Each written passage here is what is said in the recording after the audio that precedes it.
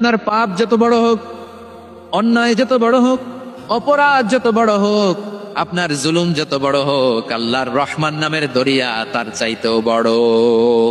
আল্লাহ বলেন, খুলিয়া ইবাদিয়াল্লাযীনা আসরাফু আলা আনফুসিহিম লা তাকনাতু মির রাহমাতিল্লাহ ইন্নাল্লাহা ইয়াগফিরুয যুনুবা জামিআ ইন্নাহু হুয়াল গফুরুর রহিম।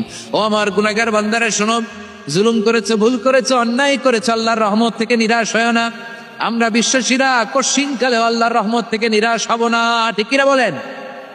আল্লাহর রহমত থেকে নিরাশ হবেন? ভুল করে ফেলছেন, আরে ভুল তো সবাই করে, পাপ হয়েছে, আরে পাপ তো সবার আছে, আপনার সবাই পাপী, সবাই পাপী। যত পাপ হোক, ভুল হোক, অন্যায় হোক, অনুতপ্ত হয়ে তওবা করে ওযু করে জায়নামাজটা বিছিয়ে সেজদা দিয়ে চোখের পানি ছাড়েন। চোখের বেয়ে পড়া পানি আল্লাহর কাছে যে কত প্রিয়। অনুতপ্ত বান্দার চোখের পানির ফোঁটা তার চোখ বেয়ে, নাকের ডগা বেয়ে জমিনে ড্রপ করার আগেই আল্লাহর ওই বান্দার সব গুনাহ মাফ করে দেয়। আল্লাহ বললেন, আমি রহমানুর রহিম, আমি দয়াময়, আমি মেহেরবান। এরপর আল্লাহ বললেন, হুয়াল্লাহুল্লাযী লা ইলাহা ইল্লা হুয়াল মালিকুল কুদ্দুসুস সালামুল মুমিন। হুয়াল্লাহুল্লাযী, তিনি এমন আল্লাহ, লা ইলাহা ইল্লাহু, তিনি ছাড়া কোনো ইলাহ নাই, আল মালিক, তিনি হলেন আল মালিক।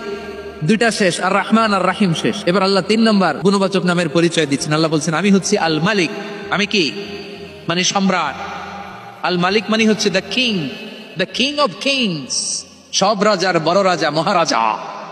তার চেয়ে বড় রাজা আর কেউ নাই, তার চেয়ে বড় সম্রাট আর কেউ নাই, তার চেয়ে বড় ক্ষমতাধর সত্তা মহাবিশ্বে দ্বিতীয় কেউ নাই। চিৎকার করে বলেন ঠিক কিনা? তিনি আল মালিক। আল মালিক মানে ক্ষমতাধর, ক্ষমতার মালিক, রাজা ধীরাজ বাদশাহ।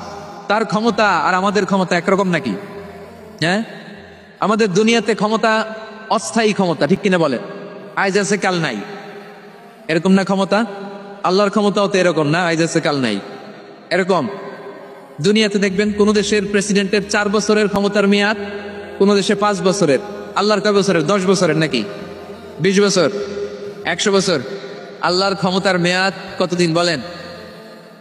বুঝে থাকলে বলেন তো। চিরকাল তার ক্ষমতার মেয়াদ। চিল্লায় বলেন ঠিক কিনা? নিরঙ্কুশ ক্ষমতা, একচ্ছত্র ক্ষমতা বলতে যা বুঝায়, এই ক্ষমতা একমাত্র আল্লাহরই আছে।